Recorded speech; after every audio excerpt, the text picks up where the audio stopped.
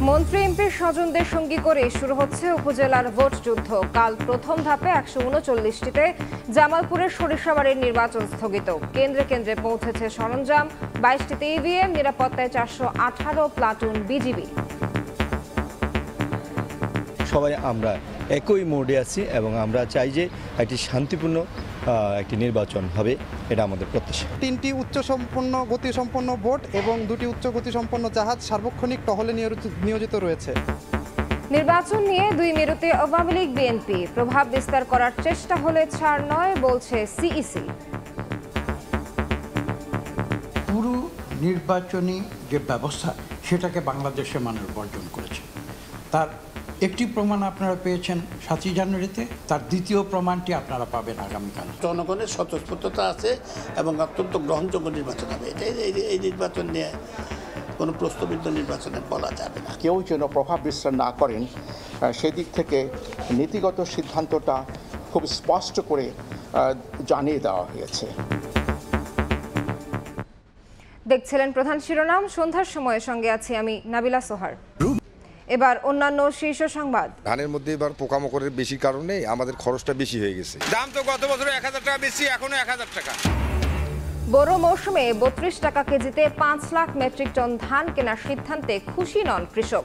52 টাকা চাল 30 টাকায় কিনছেন টিসিবির কার্ডধারীরা। এখনো ভিসা পাননি অর্ধেক হজযাত্রী। তৃতীয় দফায় আরও 4 দিন বাড়ালো সময়। এবার জেদ্দা, মদিনা ও মক্কার বাইরে যেতে পারবেন না মুসল্লিরা, নির্দেশনা সৌদি সরকারের। অনিয়ম দুর্নীতির আখড়া বেবিচক, ঘুমিয়েছিল কর্তৃপক্ষ। দুদক জানানোর পর টনক নড়ল মন্ত্রণালয়ের। পলাতকদের ফিরিয়ে আনতে কানাডা পুলিশের সহযোগিতা চান মন্ত্রী। সংস্কারের নামে তিস্তা সেচ ক্যানেলে 4000 গাছ নিধন। রংপুর বিভাগে কাটা হচ্ছে অন্তত 4 লাখ গাছ। বন কর্তৃপক্ষের কাণ্ডে হতবাক পরিবেশবাদী সহ স্থানীয়রা।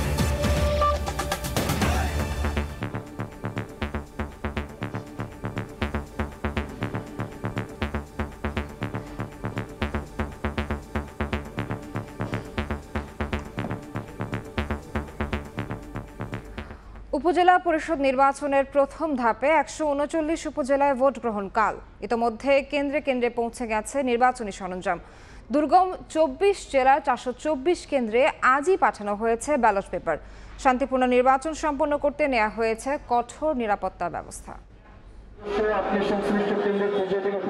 বুধবার ষষ্ঠ উপজেলা পরিষদ নির্বাচনের প্রথম ধাপের ভোট গ্রহণ। ঠিক আগ মুহূর্তে আদালতের আদেশে জামালপুরের সরিষাবাড়ি উপজেলা পরিষদ নির্বাচন স্থগিত করেছে নির্বাচন কমিশন। তাই ভোটযুদ্ধ হবে 139 উপজেলায়।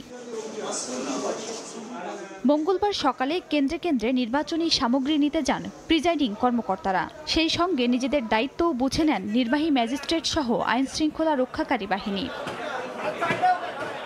জাতীয় নির্বাচনের মতো উপজেলা নির্বাচনও অবাধ, সুষ্ঠু ও নিরপেক্ষ করতে সব প্রস্তুতি নিয়েছে নির্বাচন কমিশন। মোতায়েন রয়েছে 418 প্লাটুন বিজিবি। আর চাঁদপুরের মতলব উত্তর ও দক্ষিণ উপজেলার বেশ কয়েকটি ভোট কেন্দ্র নদীর পাড়ে। এজন্য ভোটের 3 দিন 5টি নদীতে টহল জোরদার করেছে কোস্টগার্ড। কেন্দ্রের নিরাপত্তার নিশ্চিত করার লক্ষ্যে বাংলাদেশ কোস্টগার্ডের একাধিক প্লাটুন, 3টি উচ্চসম্পন্ন গতিসম্পন্ন বোট এবং 2টি উচ্চ গতিসম্পন্ন জাহাজ সার্বক্ষণিক টহলে নিয়োজিত রয়েছে। সহযোগী বাহিনী সহ সবাই আমরা একই মোডে আছি এবং আমরা চাই যে একটি শান্তিপূর্ণ একটি নির্বাচন হবে। এদিকে ভোটে কারচুপি রোধে রাতে ব্যালট না পাঠিয়ে সকালেই পাঠায় কমিশন। তবে মাঠ প্রশাসনের প্রতিবেদন অনুযায়ী যাতায়াতের অসুবিধার জন্য দুর্গম হিসেবে চিহ্নিত করা 24 উপজেলাতে আগের দিনই পাঠানো হয় ব্যালট পেপার। বাকি 11,132 কেন্দ্রে ব্যালট যাবে বুধবার সকালে। দুর্গম হওয়ার পর পার্বত্য অঞ্চল এসব বিবেচনা করে কমিশন সিদ্ধান্ত দিয়েছেন যে স্থানীয় বাস্তবতার আলোকে আমরা আমাদের এই প্ল্যানটা রিঅ্যারেঞ্জ করতে পারবো। প্রথম ধাপে 139টির মধ্যে 21টি উপজেলায় ইভিএম এবং বাকি উপজেলাগুলোতে ব্যালট পেপারের মাধ্যমে ভোট গ্রহণ হবে। খাদিজা স্বপ্না, সময় সংবাদ। উপজেলা পরিষদ নির্বাচনে মন্ত্রী এমপির স্বজনরা অংশগ্রহণের কারণে কমিশন বেকায়দায় নেই বলে জানিয়েছেন প্রধান নির্বাচন কমিশনার কাজী হাবিবুল আওয়াল। সকালে আগারগাঁওয়ে নির্বাচন ভবনে আয়োজিত সংবাদ সম্মেলনে তিনি বলেন, নির্বাচনকে সুষ্ঠু করতে সব ধরনের ব্যবস্থা নেওয়া হয়েছে। বিশৃঙ্খলা করলে কঠোর ব্যবস্থা নেওয়ার হুঁশিয়ারি দেন সিইসি। প্রথম ধাপের উপজেলা নির্বাচনে 152 উপজেলায় নির্বাচন হওয়ার কথা থাকলেও 5টিতে বিনা প্রতিদ্বন্দ্বিতায় নির্বাচিত হয়েছেন প্রার্থীরা। বাকি 8 উপজেলায় আইনি মারপ্যাচে বন্ধ হয়েছে নির্বাচন, তাই ভোট গ্রহণ হবে 139টি উপজেলায়। ভোটের আগের দিন মঙ্গলবার সকালে গণমাধ্যমের মুখোমুখি সিইসি বললেন, প্রস্তুতি সম্পন্ন হয়েছে। ভোটের দিন কোনো অপকর্ম বা শৃঙ্খলা ভঙ্গ হলে ব্যবস্থা নেওয়ার কথা জানান তিনি। কেউ যেন প্রভাব বিস্তার না করেন সেদিক থেকে নীতিগত সিদ্ধান্তটা খুব স্পষ্ট করে জানিয়ে দেওয়া হয়েছে। নির্বাচন যাতে প্রভাবিত না হয় আমরা আমাদের তরফ থেকে সব ধরনের চেষ্টা করে যাচ্ছি।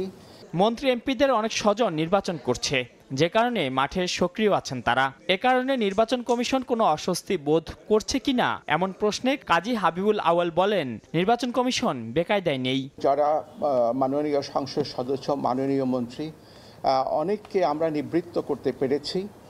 আবার অনেকে হয়তো বা এলাকাতে আছেন। স্থানীয় সরকারগুলোকে যদি আমরা চালু রাখতে চাই, সেই নির্বাচনটা কারো পছন্দ হোক বা কেউ বর্জন করুক, কিন্তু একটা নির্বাচন হতে হবে। সেই দায়িত্বটা আমাদের উপর অর্পিত হয়েছে, আমরা সেই দায়িত্বটা পালন করতে পারি। প্রার্থী, কর্মী, আইনশৃঙ্খলা বাহিনী ও গণমাধ্যম সবার সহযোগিতায় সুষ্ঠু নির্বাচন সম্ভব বলে মনে করেন প্রধান নির্বাচন কমিশনার। মাইনুল আহসান, সময় সংবাদ, ঢাকা। ব্যালট যুদ্ধে বিএনপি না থাকলেও উপজেলা নির্বাচন ঘিরে কথার লড়াই আওয়ামী লীগ ও বিএনপি। বিরোধী নেতারা বলছেন, সরকারের আজ্ঞাবহ নির্বাচন কমিশনের অধীনে এবারের ভোটও হবে সাজানো। নির্বাচনে জনগণের অংশগ্রহণ থাকবে না, বিএনপির এমন দাবি উড়িয়ে দিচ্ছেন ক্ষমতাসীনরা। তারা বলছেন, ভোটে দাঁড়ানোয় একের পর এক নেতাকে দলটি বহিষ্কার করাই অংশগ্রহণমূলক নির্বাচনের বড় উদাহরণ। নানা কারণেই এবারের উপজেলা নির্বাচনের পটভূমি প্রাসঙ্গিকতা ভিন্ন। একদিকে বিএনপি দলীয়ভাবে নির্বাচন বর্জন করলেও স্থানীয় সরকারের এই ভোটে অংশ নিয়ে বহিষ্কার হয়েছেন দলটির প্রায় 150 নেতা। অন্যদিকে গতবার দলীয় প্রতীকে ভোট করলেও এবার কাউকে নৌকা না দিয়ে নির্বাচন উন্মুক্ত রেখেছে ক্ষমতাসীন আওয়ামী লীগ। এবার মন্ত্রী এমপিদের স্বজনদের ভোটে না দাঁড়ানোর আহ্বান ছিল আওয়ামী লীগের। স্বজন কারা, এ নিয়ে ভিন্ন ভিন্ন ব্যাখ্যাও দিয়েছে তারা।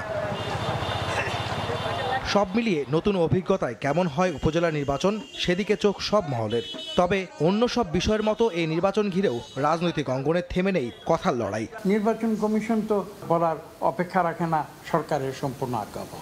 সেখানে সাজানো নির্বাচনে অংশ নেওয়া না নেওয়ার মধ্যে তো কোনো প্রভেদ নেই। বরঞ্চ আমরা যদি এইসব নির্বাচনে অংশ নিয়ে সরকারকে বৈধতা দিই, তাহলে তো মানুষ আমাদের প্রশ্ন করবে।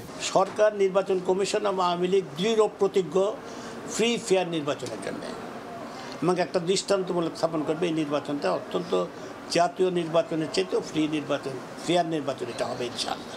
এবারের নির্বাচনে জনগণের সাড়ার বিষয়ে আওয়ামী লীগ ব্যাপক আশাবাদী থাকলেও বিএনপি নেতারা বলছেন, ভোট বর্জন করে বিএনপির অনুকূলে কথা বলবেন সাধারণ মানুষ। পুরো নির্বাচনী যে ব্যবস্থা, সেটাকে বাংলাদেশের মানুষ বর্জন করেছে। তার একটি প্রমাণ আপনারা পেয়েছেন 7 জানুয়ারিতে, তার দ্বিতীয় প্রমাণটি আপনারা পাবেন আগামীকাল। বিএনপির বহিষ্কারের তালিকা যেভাবে বৃদ্ধি পাচ্ছে, বড় হচ্ছে, তাতেই বোঝা যাচ্ছে বিএনপিও নির্বাচনে অংশগ্রহণ করছে এবং জনগণের স্বতঃস্ফূর্ততা আছে এবং অত্যন্ত গ্রহণযোগ্য নির্বাচন হবে। এবারের উপজেলা পরিষদ নির্বাচন অনুষ্ঠিত হবে মোট 4 ধাপে। আহমেদ সালেহীন, সময় সংবাদ, ঢাকা। বড় মৌসুমে 32 টাকা কেজিতে 5 লাখ মেট্রিক টন ধান আর 45 টাকা কেজিতে 11 লাখ মেট্রিক টন চাল কিনবে সরকার। কৃষকের স্বার্থে সরাসরি মাঠ থেকে ধান এবং আড়ত থেকে চাল কেনা হবে বলে জানিয়েছেন খাদ্যমন্ত্রী। চালের বস্তায় অবশ্যই ধানের জাত উল্লেখ থাকতে হবে বলেও জানান তিনি। তবে উৎপাদন খরচ বেড়ে যাওয়ায় 32 টাকা কেজিতে ধান কেনার সিদ্ধান্তে খুশি নন কৃষক। কৃষি বিভাগের তথ্য, এবার মাঠে ধানের ফলন ভালো। এ অবস্থায় বেশ আগেভাগেই বড় মৌসুমের ধান, চাল ও গম সংগ্রহ কার্যক্রমের উদ্বোধন এবং মূল্য নির্ধারণ করল সরকার। গত বছরের তুলনায় 2 টাকা বেশিতে প্রতি কেজি 32 টাকা দরে 5 লাখ মেট্রিক টন ধান, 1 টাকা বেশিতে প্রতি কেজি 45 টাকা দরে 11 লাখ মেট্রিক টন সিদ্ধ চাল ও 44 টাকা করে আতপ চাল কিনবে 1 লাখ মেট্রিক টন। অন্যদিকে প্রতি কেজি 34 টাকা দরে 50,000 মেট্রিক টন গম সংগ্রহের লক্ষ্যমাত্রা নির্ধারণ করেছে সরকার। আগামী 31 আগস্ট পর্যন্ত বোরো সংগ্রহ অভিযান চলবে বলে জানিয়েছেন খাদ্যমন্ত্রী সাধন চন্দ্র মজুমদার। সিদ্ধ চাউল 11 লক্ষ মেট্রিক টন, যার মূল্য প্রতি কেজি 45 টাকা, কৃষকদের কাছ থেকে ধান ক্রয় করছি 5 লক্ষ। কৃষকের বাড়ি বাড়ি গিয়ে ধানের আর্দ্রতা পরিমাপ করেই সরাসরি কৃষকের কাছ থেকে ধান এবং আড়ত থেকে চাল কেনার কথা জানান খাদ্যমন্ত্রী। কৃষক ধান দেবে আবেদন করেছেন বা তালিকা পাঠিয়েছেন, তাদের বাড়িতে গিয়ে ধানটা পরীক্ষা করে আসবে ময়েশ্চার মিটার দিয়ে 14% আর্দ্রতা 14% কিনা।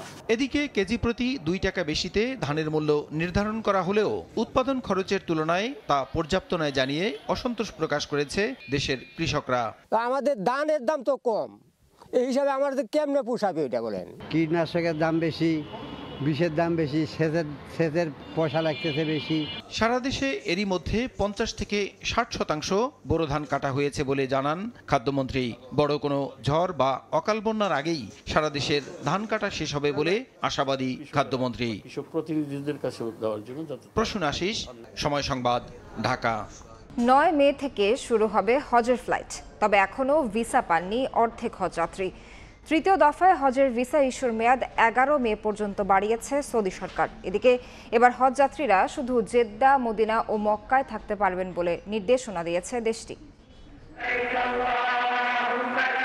নানা জটিলতা ও অনিশ্চয়তার মধ্যেই 9 মে হজ ফ্লাইট শুরু হচ্ছে। বুধবার এবারের হজ কার্যক্রম উদ্বোধন করবেন প্রধানমন্ত্রী।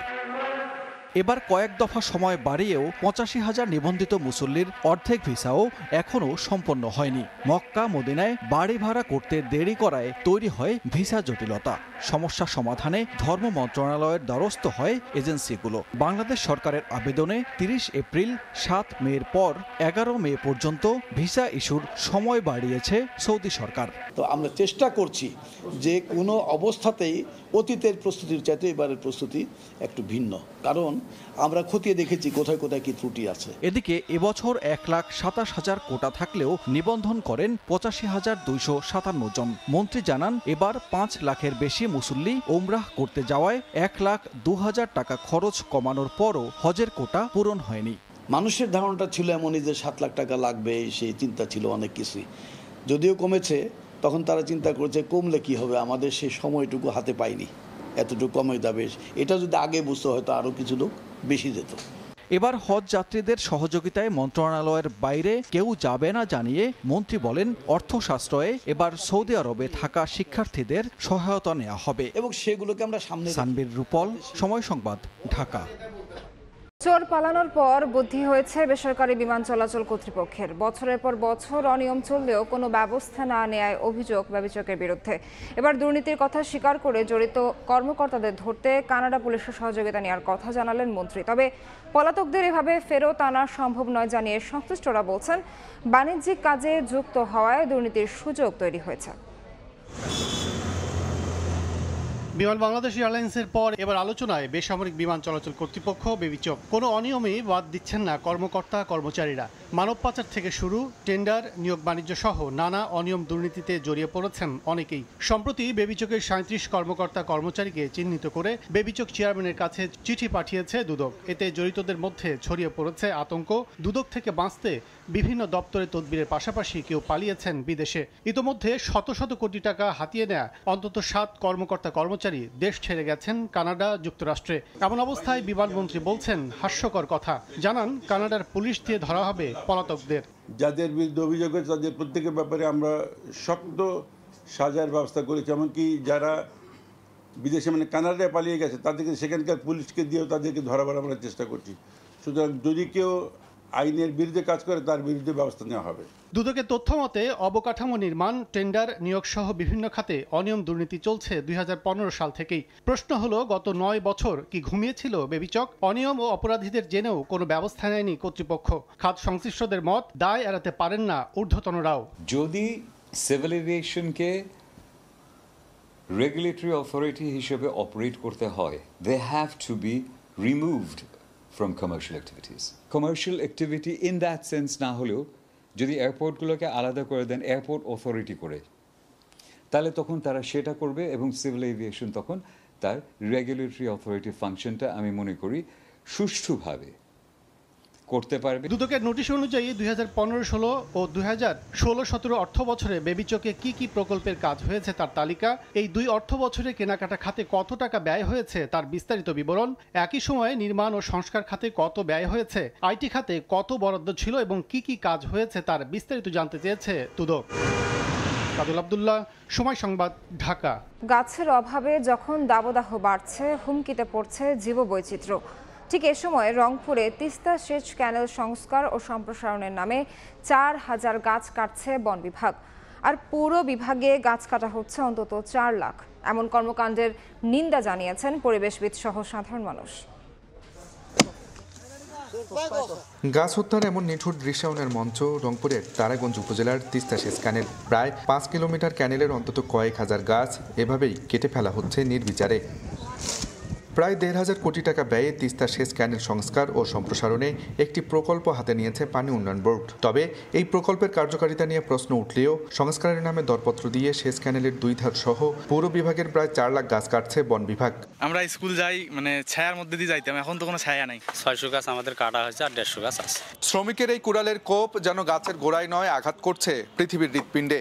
প্রচণ্ড তাপদাহ থেকে বাঁচতে গাছের গুরুত্ব যখন সর্বত্র, তখন উল্টো পথে বন বিভাগ। যে প্রকল্প গ্রহণ করাই জনবান্ধব হয় নাই, সেই প্রকল্প যখন আবার পরিবেশ বান্ধব না করে পরিবেশের ক্ষতি করে, তখন এটা কয়েক স্তরে আসলে ক্ষতি সাধন করেছে। জলবায়ু পরিবর্তনের নেতিবাচক প্রভাব থেকে রক্ষায় সব মহল থেকে যখন গাছ রক্ষার দাবি উঠেছে, ঠিক সে সময় কেন এমন সিদ্ধান্ত? বিষয়টি জানতে রংপুর বিভাগীয় বন কর্মকর্তার সাথে একাধিকবার যোগাযোগ করার চেষ্টা করলেও তিনি সাড়া দেননি। আব্দুল রশিদ জীবন, সময় সংবাদ, রংপুর। দু একটি বিচ্ছিন্ন ঘটনার মধ্য দিয়ে শেষ হলো ভারতের লোকসভা নির্বাচনের 3য় পর্বের ভোট গ্রহণ। প্রথম এবং দ্বিতীয় দফার মতোই বিচ্ছিন্ন সংঘর্ষ হয়েছে পশ্চিমবঙ্গ মুর্শিদাবাদে। আসাম থেকে বিস্তারিত জানাচ্ছেন সুব্রত আচার্য, ছবি তুলেছেন বিশ্বজিৎ দাস। উত্তর পূর্ব ভারতের আসাম রাজ্যের ধুবড়ির একটি ভোট গ্রহণ কেন্দ্র এটি। মঙ্গলবার সকাল 7টা থেকেই দীর্ঘ লাইনে দাঁড়িয়ে তাদের গণতান্ত্রিক অধিকার প্রয়োগ করতে দেখা যায়। শুধু ধুবড়ি নয়, এদিন ভারতের 10টি রাজ্য ও একটি কেন্দ্রশাসিত অঞ্চলের 93টি আসনেও ভোট হয়। গুজরাটের আহমেদাবাদে একটি স্কুলে ভোট দেন দেশটির প্রধানমন্ত্রী নরেন্দ্র মোদী।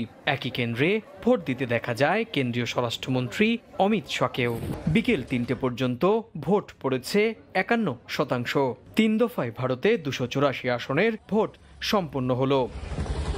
দু একটি বিচ্ছিন্ন ঘটনা ছাড়া মোটের ওপর শান্তিপূর্ণভাবে মিটল 18তম লোকসভা নির্বাচনের 3য় দফার ভোট গ্রহণ পর্ব। এবার সবার নজর 4র্থ দফা।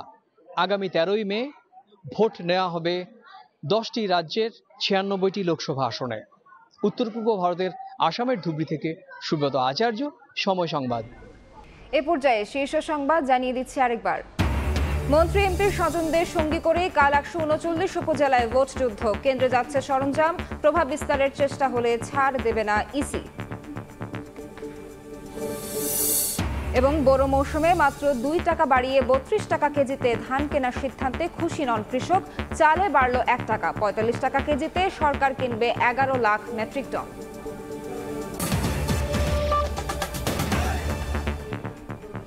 এই ছিল সন্ধ্যার সময়। জনপদের সময়ের সঙ্গে থাকবেন জান্নাতুল সাদিয়া। ধন্যবাদ সোহার। জনপদের সময় নিয়ে ফিরছি কিছুক্ষণ পর, সঙ্গেই থাকুন সময়।